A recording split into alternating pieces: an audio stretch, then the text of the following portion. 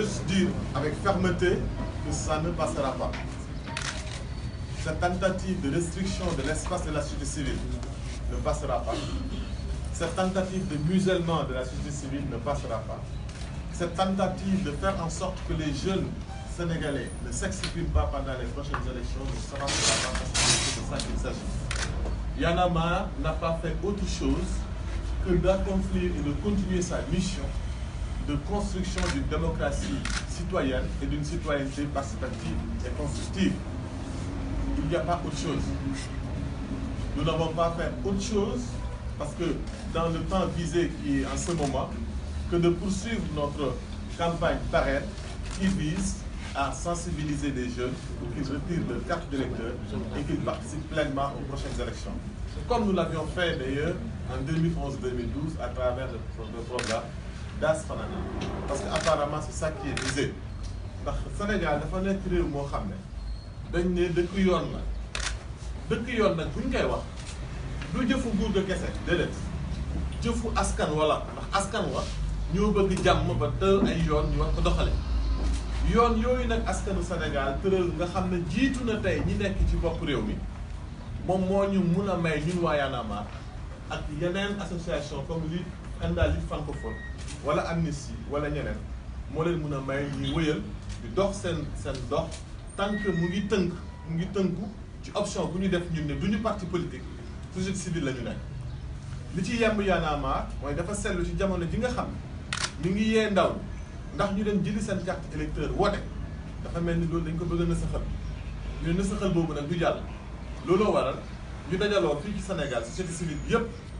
toog waxee benn kàddu dox benn tànk jëfandoon benn jëf ndax li nga xam ne moom la ñu bëgg na saxal tey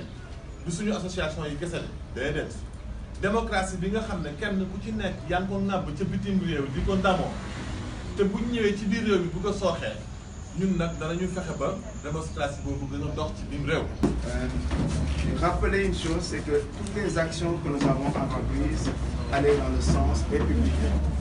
Quand nous disons dans le sens républicain, c'est aujourd'hui apporter nous aussi notre pierre à l'édifice de construction de ce pays et pour lequel en fait nous pensons que toutes les forces vives de ce pays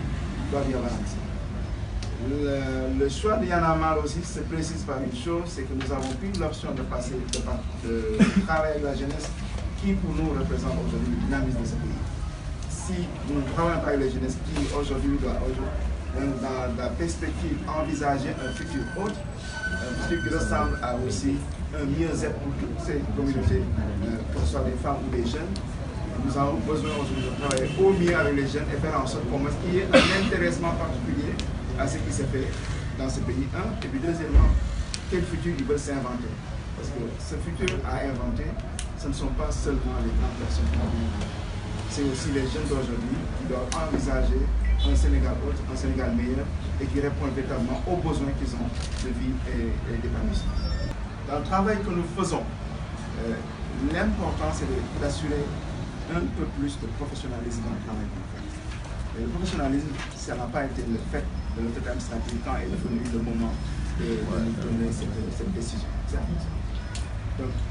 créons les conditions que l'avenir de ce pays se fasse avec tout le monde, sans véritablement faire en sorte qu'il y ait des gens qui soient en dehors de ça. Je le dis surtout parce que la remarque qu'on fait dans ce pays, c'est que de plus en plus l'ascenseur social commence à être fluide. Il faut travailler de plus en plus à la réduction des inégalités. Et ce travail-là ne peut pas seulement être entrepris par l'État, mais c'est aussi l'engagement des organisations de la société civile à faire en sorte que tout ce qui a comme réduction des inégalités, on travaille. Il faut que ñu leeral ne médiation bi ñuy wax ni newul ne dañu ko def parce que dañu bëgg a dem toog ak waxtaan ak nguur gi waxuñ ne yi ne dañ ko def s'il vous plaît ndaxte ñu jugee fa affaire bi jeex ak regroupement bi ñu am nii ñu bàyyi ko mu jeex déedéet. Non, au contraire. ndax ni dafa am ñenn ci nga xam ne dañu nekk ay mag ci société civile bi ñu ne balaa ñu ciy sori ñoom dañu bëgg ñu may leen ñu dem waxtaan bu ñu waxtaanee ndax njombe li ñu dindi ko njombe li comme ni ma koy waxee sànq mooy que Enda Lutte mi nga xam ne yëgul ci ñu dafa nekk di def liggéeyam ñoom xeex bi ñuy xeex ñenn ñi nga xam ne dañ foog ne seen opposant lañ comme mooy Y'en a marre ñu jël leen ci nangu ci seen liggéey bi nga xam ne tey jii bu taxutoon nag lii ñoom ña nga Kolda wala ña nga Kédougou wala ña nga Rufisque comme ni mu ko waxee léegi di expliquer askan wi mbirum pétrole ak gaz nan la ñuy def ba mu ko contrôler dëgg affaire ITIE bi nan la ñuy def ba am ci njëriñ li nan la ñuy def nag ñoom liggéey boobu ñu doon def ñu taxawal ko dafa am ñoo xam ne et puis xam leen ne yëpp yi du affaire u Enda Lite ak Y'en a marre kese dafa laal société civile bi yëpp parce que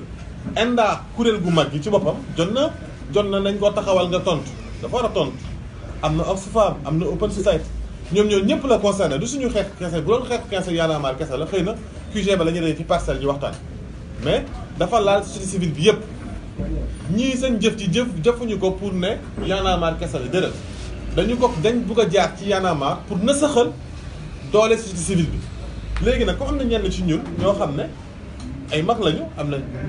na mun naa sax tur ñu mel ne Alioune Tine ak ñeneen ñu ne déedéet nañ bàyyi leen ñu toog ñu daan gis leen ça ne veut pas dire que ñun après dañ fa doxee rek ñu bàyyi déedéet ñun tamit jox nañ leen cër newuñ ne ñun ñoo laaj dem waxtaan déedéet jox nañ leen cër ñooy nañu bàyyi waxtaan baax na bu ko defee buñ jógee ci loolu aussi du tee ñun dinañ taxaw bi ñuy taxaw parce que yëf yi lan la fexe ba société civile bi rôle bu ñu war a jouer ci élection yi maanaam ni ñu war a taxawee ci élection yi ndax société civile mooy koo xam ne faralul ma Samba faralul ma Demba waaye day fexe ba nga xam ne ci ñi nga xam ne dañuy nekk ci nguur ak ñuy kujje bu ñuy xëccoo ñu bàyyi xel askan wi ba buñ leen lor ba buñ leen nax ba buñ leen yóbbu ci ay jéye yoo xam ne du seen xeex loolu mooy rôle société civile fexe ba askan wi yeewu ba buy mu dem wote ji ndaxte ndaw ci réew bés bi nga am mi gën a bokk na ci bés yi nga am pour sa république mooy bés bi nga xam ne mun ngaa tànn ñun nag danañ fexe ba ndaw ñi xam ne bés yi bés ñu mën a tànn la ñu dem tànni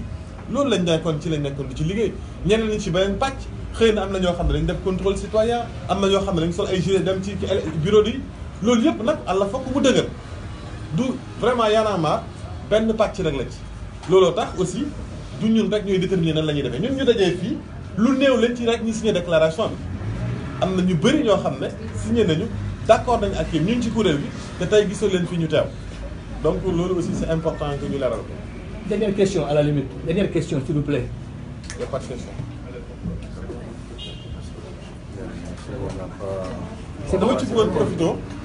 pour wax ne d'ailleurs suñu campagne parrain danañ ko wëyal